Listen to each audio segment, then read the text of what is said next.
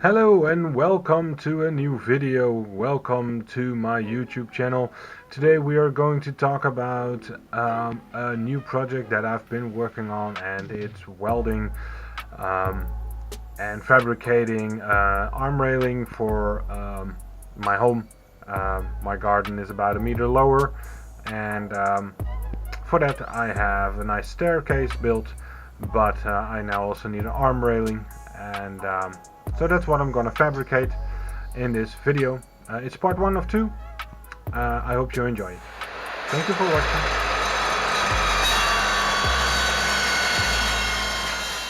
As you can see in this video, I start off with measuring the depth of the staircase and confirming the height of the staircase, and with that I can calculate the angle, and based on the angle I can calculate the angles that I need to cut so that I get the handles at 90 degrees and the railing at a correct angle so that's parallel to the staircase, moving up and down the staircase.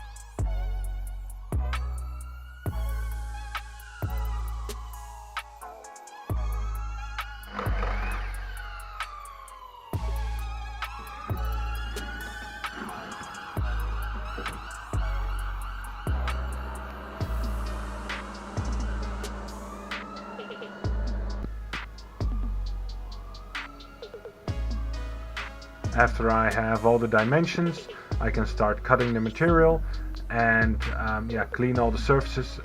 As you might know, I weld with flux. Flux is a filled wire, so you don't need any gas. This also means that you can weld outside, for example. With a normal welder you cannot really do it because your gas blows away with the wind, and with flux you don't really have that issue. Some people are a little bit hesitant with flux. This is a very cheap welding machine, but as you can see in the video, I get some good penetration on the welds. I have to say that I put quite big welds on the product because I like to. However, that also means that you bring a lot of heat into the product and you also get a little bit of distortion. And that's where you can see I'm not really a pro. I love welding, I like to do it. However, I'm definitely not a pro.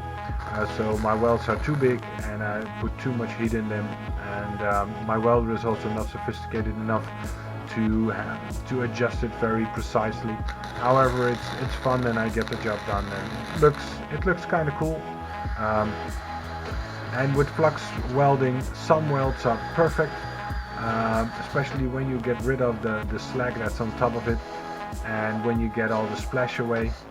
And some welds are just tremendous big booger welds, as I will also show in this video.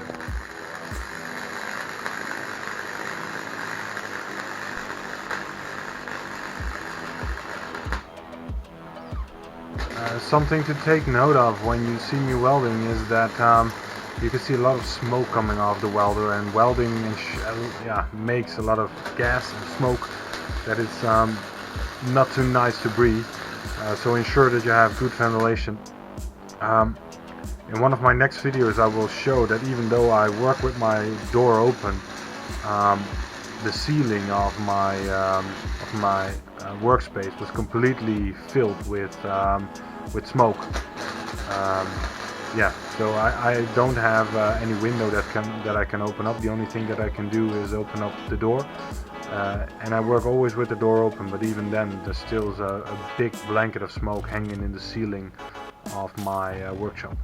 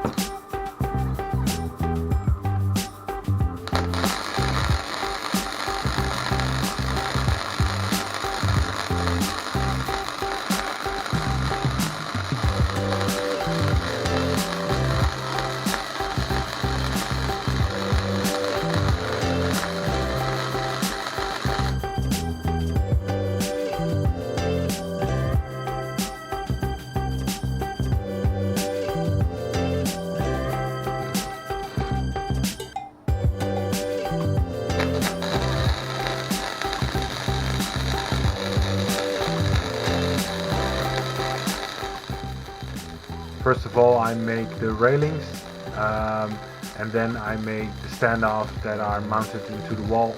Um, I could have positioned those standoffs so that they would be mounted horizontally.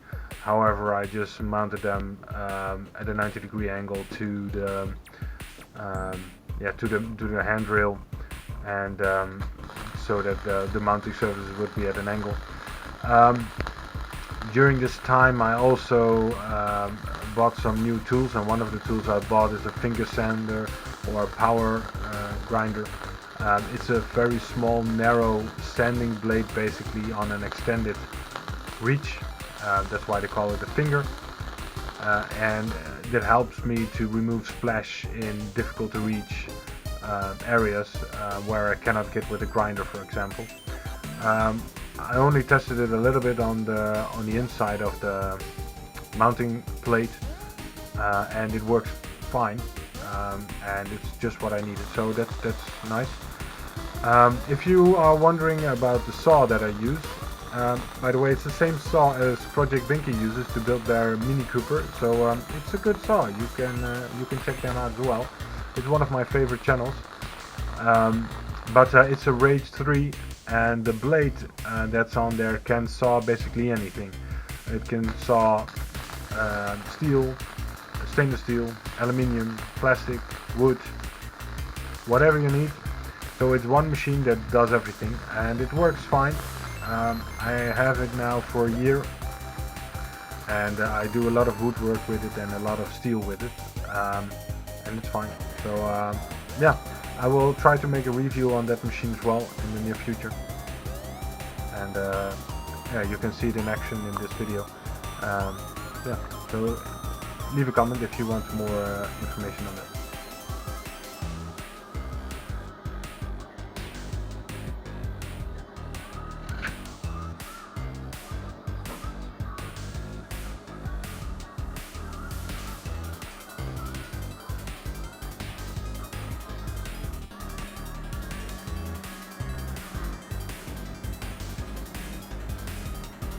As you might have seen on my YouTube channel and also in this video, I have a MIG 100. It's basically the cheapest welder that you can find on the internet. You can get it under a different name, and then it's yellow, and then under another name, and then it's blue, and but I think it's all the same machine. I made a review on it when I just got the machine. I have it now for I think 1.5 years or so. It is a nice welder once you get to know the machine, and for me, one of the reasons I bought it was to see if I could use it and how often I would use it, and if it's worth the money to step up to a professional or more semi-professional welder, so to say. Yeah, I've learned to work with it now, and for me, for now, it's sufficient, and especially with the amount of welding that I do. One thing that I can tell you, if you have this welder and you're not completely happy with it, the most difficult thing to get right is the wire feed. So you put a spool in there with a wire, and there are these little guide rollers that feed the wire into the torch. If you have it set too tight, then it will start push your wire into the product, and it doesn't slip, and therefore it pushes your torch away in some instances, and it's super annoying. So you have to play with the wire feed so that the wire feed has some slippage, and therefore it becomes forgiving, and you not start poking into the bath while you're welding and pushing the torch away, because that's super annoying. If you want to work a little bit cleaner, you can use the contact spray that you also spray on the inside of the torch when you start your project. You can also spray it a little bit over your product, so that you can scratch the splatter off a little bit easier. Furthermore, I use this wire wheel that I can mount on my grinder. That's a big help. As I just mentioned, that power file or finger sander, I just bought it, but I have had a lot of situations where I would like to have it or needed it and I didn't have it. So yeah, that's something you really want. And I advise to have some big magnets as well. I have one big one and several small ones, but those small ones are not doing anything. So purchase some big ones, and also some clamps, because the clamps help you to ensure that your project stays straight and not distorts due to the heat that you bring into it. Just some small tips from my side based on my current experience. Yeah, so I hope you like this video. Thank you for watching. If you want to, you can subscribe to my channel. Yeah, I do engineering videos, I do fabrication videos, I do some review videos on my Super Soco, and I'm trying to do some build videos on my Peugeot 406 Coupe. I have some parts laying around that I need to install, so I'm trying to find some time for that as well. Yeah, the last few weeks we had to remodel part of our home, so therefore I didn't have time to make some videos. I hope to pick it up again soon. So yeah, thank you for watching, and see you in the next episode. Bye bye.